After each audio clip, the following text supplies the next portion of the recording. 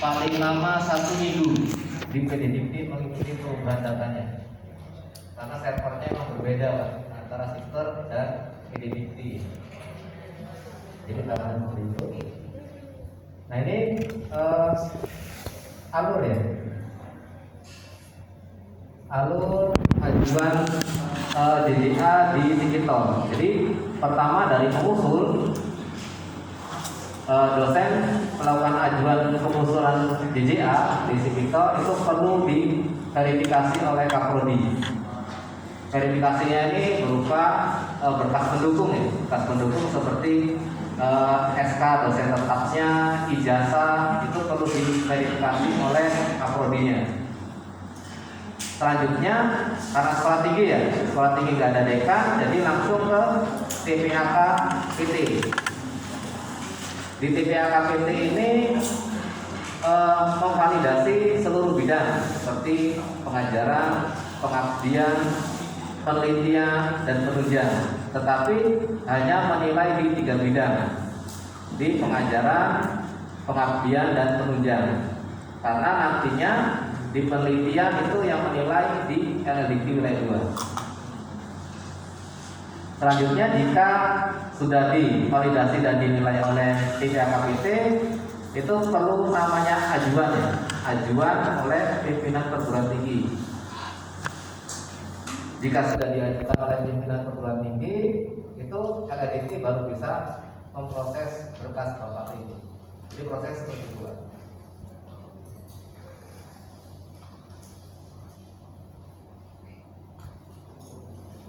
Jadi ketika bapak atau ibu login akun Sikitonya, tampilan awal akan tampil seperti ini Pak, dashboardnya.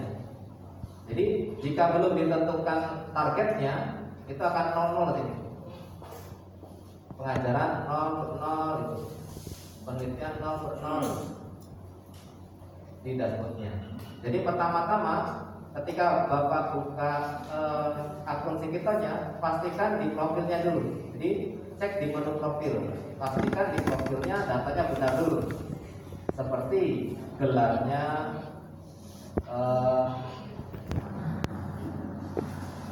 jabatan di sini maksudnya jabungnya ya, jabatan fungsionalnya. Jika belum punya DJA itu namanya tenaga pengajar. TMT SK jabatan ini jika belum punya jenjang TMMD di sini, TMMD dosen. Pangkat ini invasing, misalkan A150 berarti invasingnya di 3B. TMT pangkatnya, TMT invasingnya, tempat lahir, ini kita sinkronkan dengan data di PDDikti. Jadi di sini harus datanya benar dulu di profil. Jika perlu salah, ya harus lakukan perubahan dulu di sistem sampai di PDDikti mengalami perubahan, baru di Sikito ikut berubah. Tapi misalkan ada case, misalkan ketika di PDDikti sudah berubah, tetapi kok di profil saya belum ikut berubah ya, nah Bapak perlu lakukan sinkron data. Ini ada tombol sinkron data di profil. Jadi diklik sinkron data, nanti akan terupdate data mengikuti data di PDDikti. Ini proses. Jika di profil datanya sudah benar,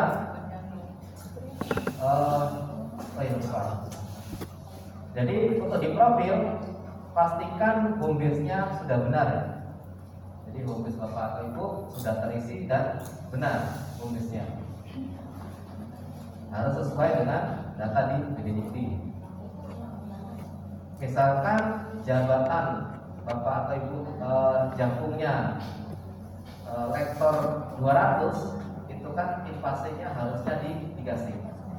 Jadi untuk aplikasi Sikito itu harus melakukan invasi dulu. Misalkan Bapak dari A150 ke lektor 200 kan, tetapi invasinya belum invasi. Jadi harusnya sudah di 3C tapi belum invasi, jadi tetap masih di 3B. Itu di Sikito nggak bisa proses Pak, karena targetnya nanti akan 0. karena harus dipasang dulu ke jangkung terakhir. Jadi perlu di profilnya.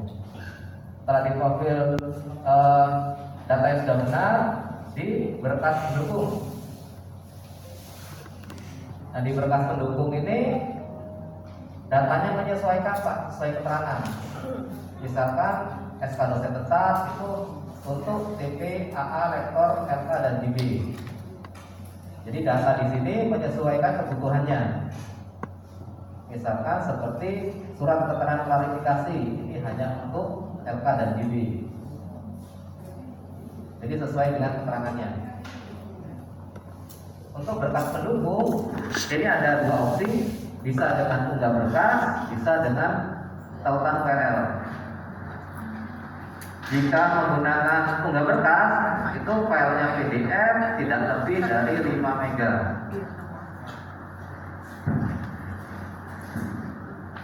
Jadi jika misalkan di berkas pendukung sudah selesai dan disimpan, selanjutnya ke menu pendidikan.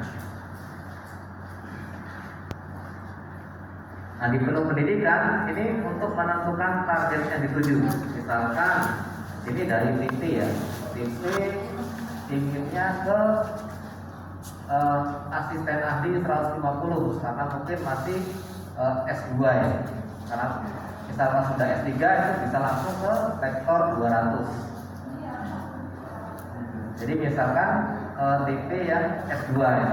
Jadi tujuannya ke asisten ahli di 3B 150. Untuk klaim pendidikan ini ada banyak opsinya. Jadi untuk yang pertama itu pendidikan Pak sebelum sama dengan pendidikan Pak sekarang. Ini maksudnya jika Bapak atau Ibu sebelumnya sudah punya jenjang AA 150, sekarang ingin mengajukan ke lektor 200 atau 300 dengan pendidikan yang sama, tetap S2. Itu pilihnya opsi yang satu. Jadi pendidikan Pak sebelum sama dengan pendidikan Pak sekarang. Jadi pendidikannya tidak mengalami perubahan. Untuk opsi yang kedua, belum ada pendidikan Pak sebelum, S2 pendidikan Pak sekarang. Ini contohnya dari TP tenaga pengajar ke AA 150. Jadi belum punya jenjang, pendidikannya sudah S2. Jadi belum pernah ada jenjang, pendidikannya S2. Jadi bisa klaim S1 dan S1 dan S2-nya. Jadi pilihnya opsi kedua. Untuk opsi yang ketiga ini sama, belum ada pendidikan Pak sebelum, S3 untuk pendidikan Pak sekarang. Ini untuk contohnya dari TP ke lektor 200 karena sudah S3. Untuk opsi yang keempat, S2 pendidikan Pak sebelum, S3 pendidikan Pak sekarang. Ini misalkan Bapak atau Ibu sudah di lektor di AA 150 ya, dengan pendidikan S2. Setelah itu Bapak kuliah, sudah selesai kuliah S3-nya dan ingin mengajukan jenjang ke lektor 200 atau lektor 300 dengan S3-nya. Nah, itu pilihnya ya opsi ini. Jadi S2 pendidikan Pak sebelum, S3 pendidikan Pak sekarang. Jadi untuk klaim yang S3-nya.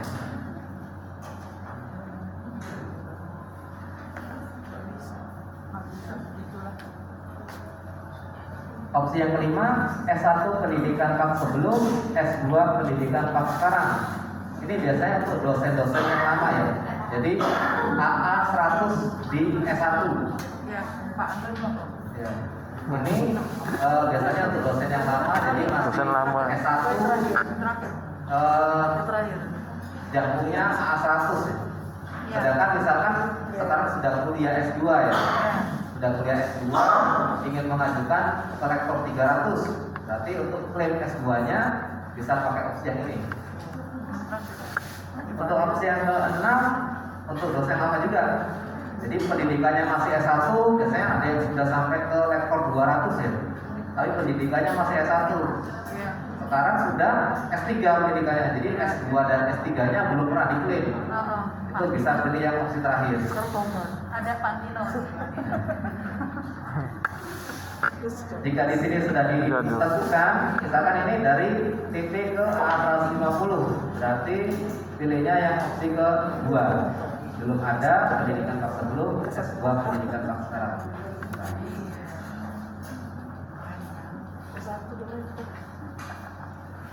Jika sudah, nanti ketika dicek di dashboard itu akan tampil targetnya, goal yang harus dicapai. Jadi untuk pengajaran diperlukan 5,5 PUM, penelitian 2,5, pengabdian 1, penunjang 1. Jadi berikutnya setelah klaim pendidikan kita masuk ke menu pengajaran. Jadi untuk di digital ini nggak perlu berurutan Pak ya. Jadi bisa menginput mana yang sudah ada dokumennya terlebih dahulu. Bisa input pengajarannya dulu, bisa input penunjangnya dulu, atau pengabdiannya atau penelitiannya. Jadi nggak perlu urutan. Di pengajaran pilih kategorinya dulu, misalkan kan tadi dari asisten ahli ya. Jadi melaksanakan perkuliahan asisten ahli, nama kegiatannya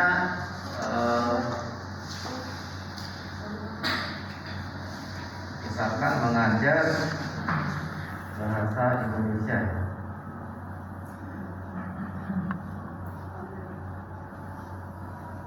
Tahun akademiknya 2017-2018. Ini sendirian, SKS-nya misalkan 4. Nomor SK-nya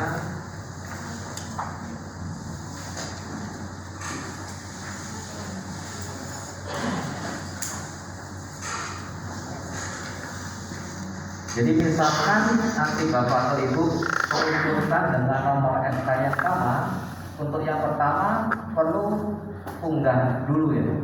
Jadi ketika yang mau input yang kedua dengan SK yang sama hanya dipilih. Misalkan ini SK-nya yang sama ya.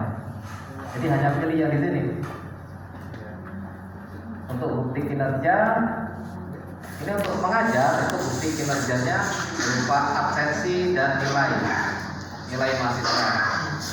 Jadi kan untuk melakukan klaim pengajaran itu aktivitas perkuliahan yang sudah selesai, bukan yang sedang berjalan. Jadi harus ada bukti nilai mahasiswanya. Ini misalkan pakai URL.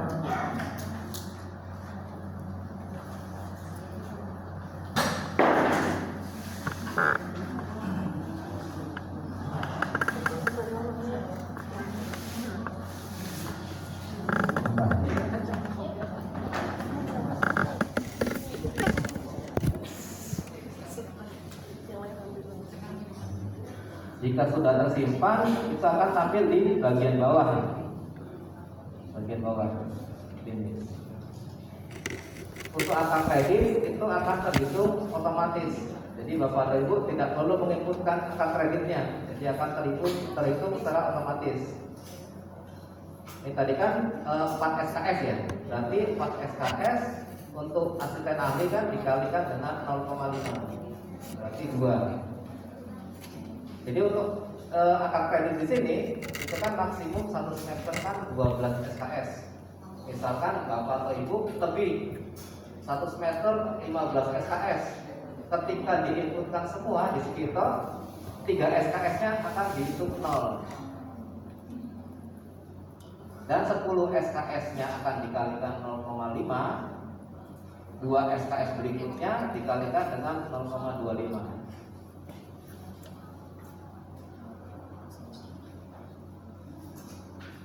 Jadi begitu cara. Jadi ketika misalkan sudah diinput, tapi misalnya dokumennya ada yang salah, bisa melakukan edit data ya.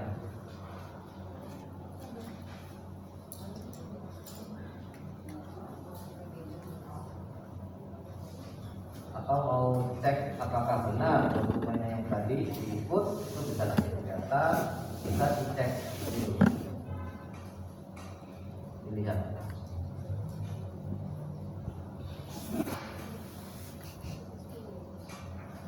Jika sudah di pengajaran, selanjutnya misalkan di penelitian.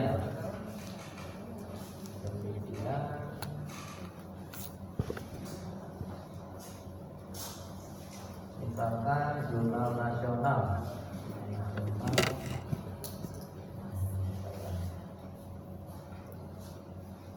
Jadi judul jurnalnya apa, nama penulisnya apa, nama penulisnya siapa, penulisnya dari berapa ya?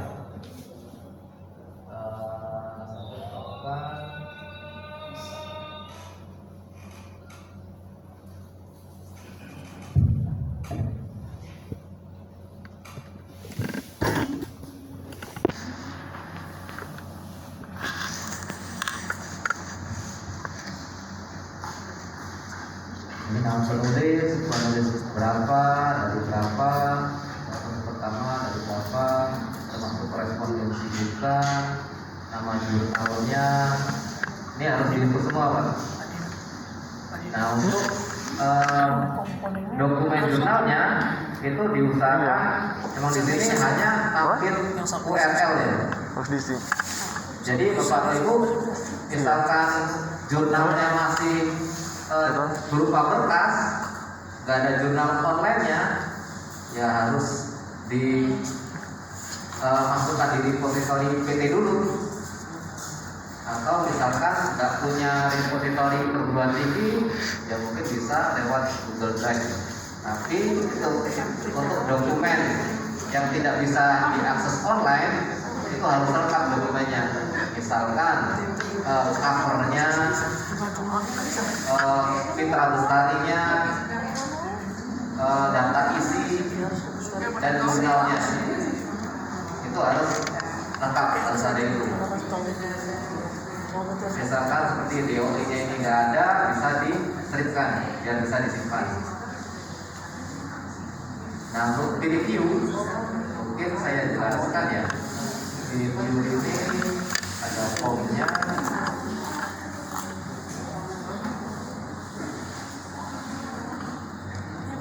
Ini form review ya, bisa diunduh di narasi kita di bagian informasi ya. Jadi untuk peer review itu idealnya sesuai tujuan jenjang Bapak. Jadi ketika Bapak mencari review, Bapak mencari review itu harus sesuai dengan jenjang tujuan Bapak. Misalkan Bapak punya jenjang sudah A150 ya, ingin mengusulkan ke rektor 300, berarti cari peer review yang sudah rektor 300 minimal, atau boleh lebih, dengan syarat bidang ilmunya harus sama dengan bidang ilmu Bapak. Misalkan di perguruan tinggi Bapak tidak ada, bisa dari perguruan tinggi lain, itu bisa. Jadi untuk peer review itu minimal 2. Jadi misalkan Bapak punya artikel atau jurnal ada 4, itu cukup 2 peer review. Jadi judul yang A itu reviewnya yang sama, 2 itu jurnal yang B-nya sama, nggak perlu berbeda-beda peer review, cukup 2 dengan form yang berbeda ya. Formnya nggak boleh satu form ini dibikin 2 review, tapi harus formnya berbeda satu. Misalkan saya contohkan ini untuk jurnal ilmiah ya, reviewnya. Jadi untuk bagian atas ini identitas jurnalnya, judul jurnalnya, jumlah penulis. Yang kedua ini kategorinya, apakah termasuk jurnal nasional terakreditasi atau bukan. Ini misalkan saya ambil contoh jurnal ilmiah nasional terakreditasi ya. Jadi untuk hasil penilaian validasi ini untuk jurnal internasional, jurnal proceeding internasional dengan jurnal internasional bereputasi perlu cek plagiasi. Tetapi di luar jurnal itu boleh dikosongkan. Nah, untuk linearitas ini harus diisi oleh review apakah sesuai dengan bidang atau pendidikan bapak atau ibu terakhir ini, harus sesuai. Apakah sudah linear atau belum? Untuk hasil penilaian ini dinilai maksimum jurnal ilmiah. Misalkan saya ambil contoh ini jurnal nasional terakreditasi SIPKA 5 dan 6, itu nilai maksimumnya 15. Jadi untuk di komponen yang dinilai ini pilih yang nasional terakreditasi. Kelengkapan yang poin A-nya kelengkapan unsur isi jurnal 10%, berarti 10% dikalikan dengan 15, berarti 1,5. Untuk yang B-nya ruang lingkup dan kedalaman pembahasan 30%, berarti 30% dikali 15, 4,5, dan seterusnya ya. Untuk nilai akhir yang diperoleh ini itu diinput oleh preview ya, oleh preview mengacu ke nilai maksimumnya di sini. Ini nilai maksimumnya, jadi nggak boleh lebih. Jadi misalkan ini nilainya 1,5, berarti yang nilai akhir yang diperoleh nggak boleh lebih dari 1,5. Misalkan diturunkan ke 1 atau dibuat maksimum 1,5. Tetapi peer review nantinya harus membuat alasan di sini. Ada komentar ulasan peer review. Jadi mengapa sih memberi nilai itu? Peer review harus menjabarkan di sini, dijelaskannya di sini. Jadi untuk nilai peer review ini harus dijelaskan kenapa dikasih nilai seperti itu.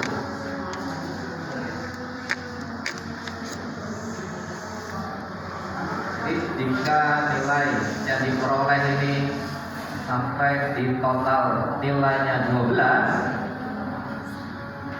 ini bukan nilai 12 ini sudah nilai akhir, tetapi dicek dulu sebagai penulis keberapa. Misalkan sebagai penulis ke-1 dari 2 penulis, berarti 60% dari 12, 7,2, berarti ini nilai akhirnya 7,2. Misalkan sebagai penulis kedua dari 2 penulis, berarti 40%-nya dari 12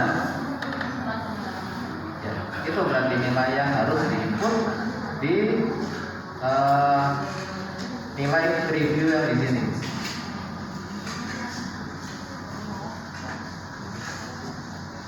Jadi ini yang preview yang pertama, ini preview yang kedua.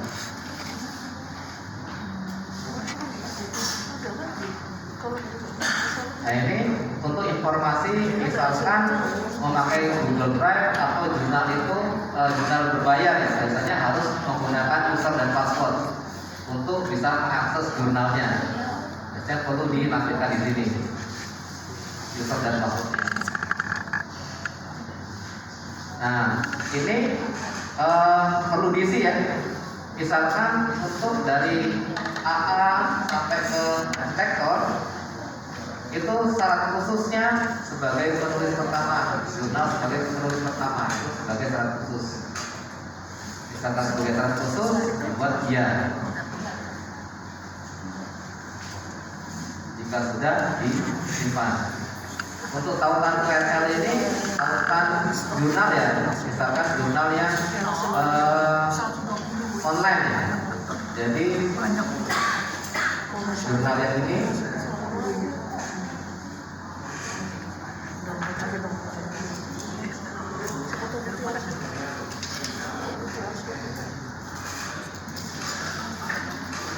jurnalnya. Jadi pas di judulnya itu di bagian atasnya yang ini yang harus dikopikan ke situ. Seperti ini, tentang URL perpus jurnal. Jika sudah disimpan.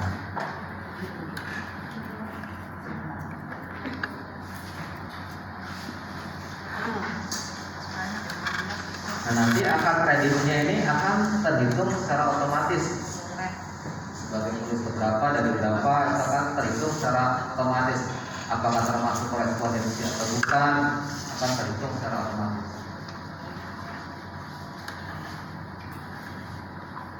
Selanjutnya ke pengabdian. Di pengabdian ini pilih kategorinya dulu apa, input formnya,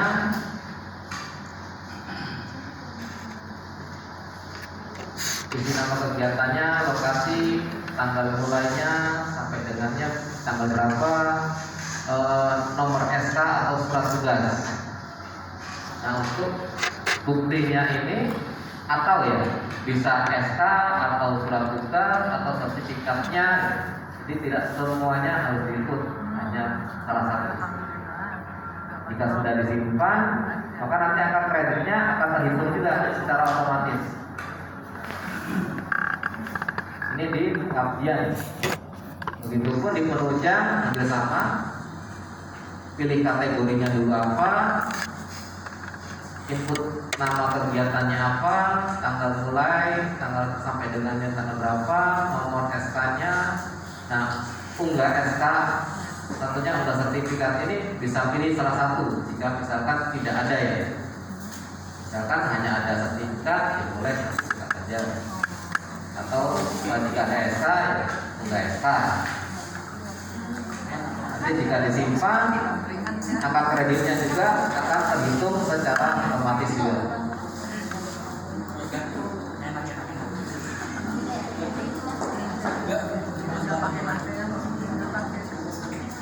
Jika sudah di input semua dan targetnya sudah tercukupi, itu nanti di tampilan Bapak atau Ibu akan seperti ini ya, di menu pengajuan.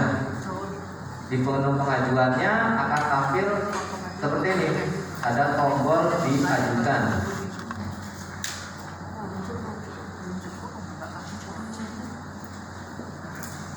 Nih, ada tombol ajukan.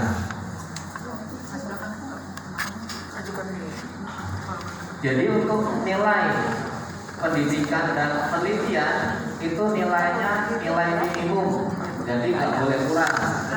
Tetapi untuk di pengabdian masyarakat dengan penunjang itu nilainya maksimum, jadi boleh kurang. Jika lebih juga nggak diakui. Misalkan dari A150 ke rektor 200, itunya perlu pengabdian dan penunjangnya kan 5. Misalkan Bapak hanya ada 3 ya di pengabdian masyarakat, jadi kan kurangnya 2. Itu bisa ditutupi di pendidikannya atau di penelitian, bisa tutupi. Ya, tetapi misalkan di pengabdian masyarakat Bapak ada banyak, Bapak input ada 7, sedangkan perlunya 5, ya yang bisa diakui hanya 5. Jadi nggak perlu input banyak untuk di pengabdian dan penunjang. Begitupun pendidikannya juga kira-kira sudah lebih, ya sudah cukup, nggak usah diinput banyak-banyak. Karena kasihan juga nanti TPAK-nya harus cek satu persatu itu ya. Jika sudah diajukan, nanti tampilannya seperti ini ya, tampilan di dashboard dosen ya. Jadi bisa monitoring ajuannya sudah sampai di mana. Dan ini notifikasi aktivitas apa saja sih yang dilakukan Bapak Ibu di sekitar, misalkan menambah pengajaran, itu akan terrecord di sini Pak, seluruh aktivitasnya. Selanjutnya, jika sudah diajukan oleh dosen, perlu diverifikasi oleh Kaprodi. Di sini ada Kaprodi, ada ya. Home base-nya sama nggak Pak? Beda Pak, beda. Beda. Bapak home base-nya apa? Di 3, Kaprodinya 1. Nah, ini perlu perlakuan khusus Pak. Perlakuan khusus maksudnya akunnya harus ada 2. Karena baca Sikitor itu home base-nya. Misalkan ditugaskan sebagai kaprodi di home base lain itu perlu akun baru lagi. Jadi perlu ajuan lagi ke LLDT. Ajuannya sih lewat laman Sikito ya. Jadi informasi itu registrasi admin PT. Nah, registrasi di situ tampilkan SK kaprodinya. Nanti kita klik user baru.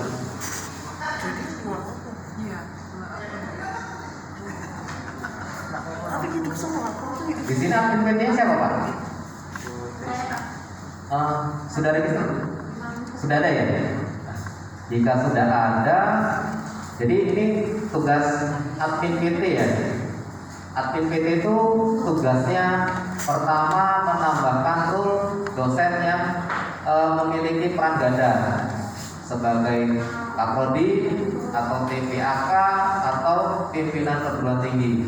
Jadi sebenarnya kalau dosen tersebut home base-nya sama, sebagai kaprodi juga di home base yang sama, itu cukup satu user bisa. Tapi misalkan masalah seperti Bapak tadi, home base-nya berbeda dengan kaprodinya itu nggak bisa Pak, harus 2 akun. Satunya kasih Iya benar, harus berbeda akun karena si kita bacanya home base-nya ya.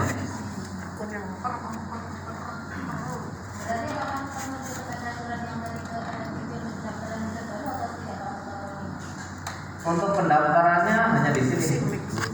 Pendaftarannya di Taman Sikito di registrasi admin PT. Nah ini di sini dipilih perannya, apakah sebagai kaprodi gitu. Nanti upload surat tugasnya, surat tugas sebagai kaprodinya. Nanti kita klik. Tapi untuk user, untuk email dan nomor HP-nya harus berbeda datanya dengan data dia sebagai dosen. Harus berbeda email dengan nomor HP-nya. Iya, buat email baru aja. Karena jika